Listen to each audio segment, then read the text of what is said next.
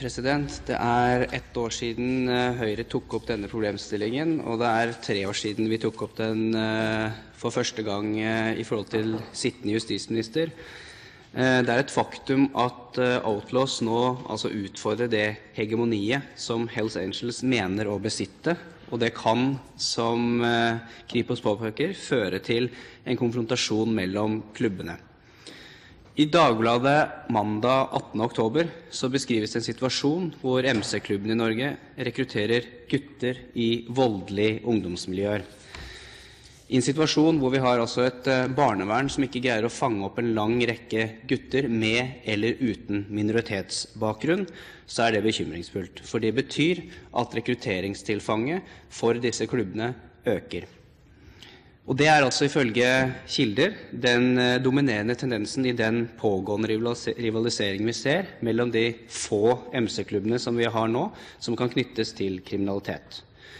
Ifølge seksjon for organisert kriminalitet i Oslo-politiet så følges disse nøye, og man skanner de visstnok 24 timer i døgnet.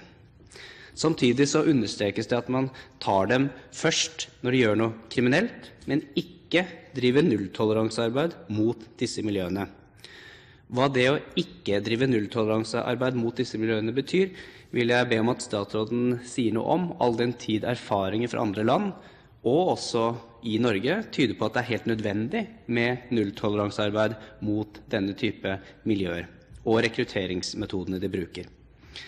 Jeg ber derfor statsråden å si noe om hvilke eventuelle vurderinger som kan ligge bak at politiet i hvert fall utad ser ut til å ha en halvoffensiv holdning til dette, og si noe om hvordan han vurderer sannsynligheten for at man undervurderer at det i tilknytning til disse ungdommene kan skje for eksempel en selvradikalisering, som for eksempel PST frykter i forhold til muslimsk ungdom som sitter for seg selv på PC-en.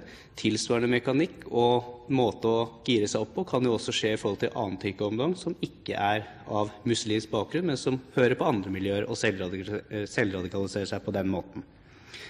Jeg tror det er viktig å være enig om å trekke lærdom, se på hva det er vi gjør i Norge som er riktig, som gjør at vi ennå ikke har hatt mange episoder knyttet til disse miljøene, sammenlignet med en del andre land. Men samtidig så har vi også bevegelsesfrihet, vi har åpne grenser, vi er et lite, rikt land. Når det gjelder annen type kriminalitet, så har vi jo blitt tatt på senga og vært overrasket over den flommen av vinningskriminelle vi har satt. Og da er jo spørsmålet, er dette en situasjon i forhold til MC-miljøene som vi kan tro kan vare, at vi på en måte er et lite isolert lykkeland, hvor MC-klubbenes kriminalitet ikke nærmest er eksisterende, sånn som politiet fremstiller det.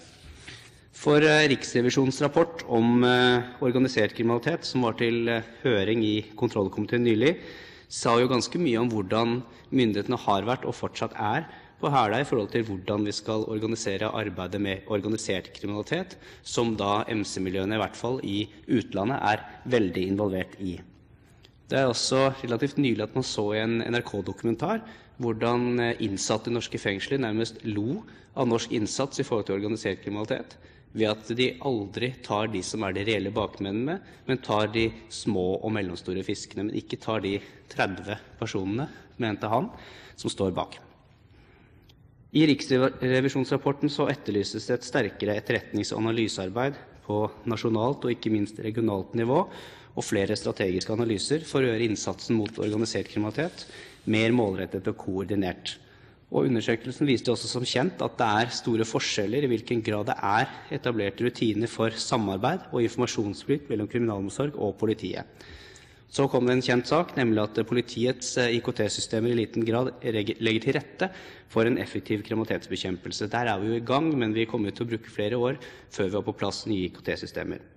I tillegg så fremgikk det av denne undersøkelsen at utnyttelsen av det internasjonale politi- og påtalesamarbeidet ikke var optimalt.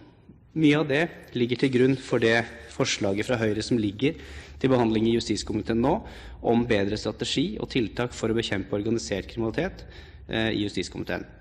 Det at miljøene presses ut av Oslo, og kanskje i større grad i forhold til MC-gjenger får holde på å bygge seg opp i andre politidistrikt på grunn av manglende samhandling, det er en mulighet som er bekymringsfull.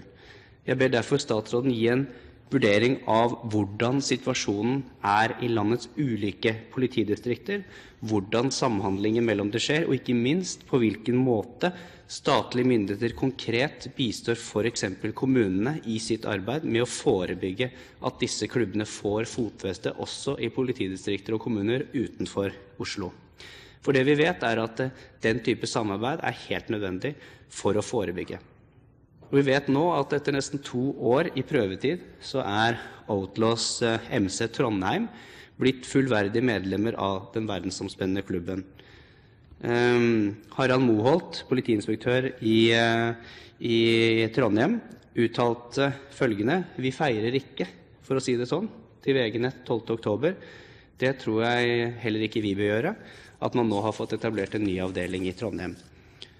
Samtidig som politiet holder seg oppdatert på utviklingen, så sier også de til VG-nett 12. oktober at de lar klubbene være i fred så lenge de ikke markerer seg i det kriminelle bildet. Og politiet uttaler videre: «Vi legger ikke store ressurser i dette så lenge det ikke nødvendig. Så får vi se hvor det bærer videre.» Det mulig det uttrykk for en sunn, faglig avventende holdning, men det langt ifra sikkert. Og dette har selvfølgelig en klar link til at politidistriktene jo fortsatt i en krevende situasjon. Nå skal jeg ikke kjøre hele budsjettdebatten her, men 100 stykker som ikke ansatt av de nyutdannede, 8 ledige stillinger, investering i IKT, en delvis nedbemanning i forhold til befolkningsvekten i landets politidistrikter, det fasiten noen får etter at 2020-rapporten i forhold til politibemanning ble lagt frem. Og i det bildet så skal altså politiet prioritere å drive arbeid mot miljøer som Høyre frykter kan være i ferd med å få større fotfeste i Norge. Så spørsmålet til statsråden etter at vi diskuterte dette i fjor og i 2007, og jeg vet, og Høyre vet, at det gjort flere ting siden den gang, men hvorledes vurderer statsråden situasjonen siden sist? Denne utfordringen ble tatt opp i Stortinget, og hvilke nye tiltak vil statsråden iverksette for å møte utviklingen ser, men ikke minst vil være i forkant av en utvikling som jeg synes noen av disse uttalelsene fra politiet henholdsvis Oslo og Trondheim kan tyde på at politiet ikke i stand til å drive et nulltoleransearbeid som de absolutt burde gjøre i forhold til mulig fremvekst av flere av disse miljøene.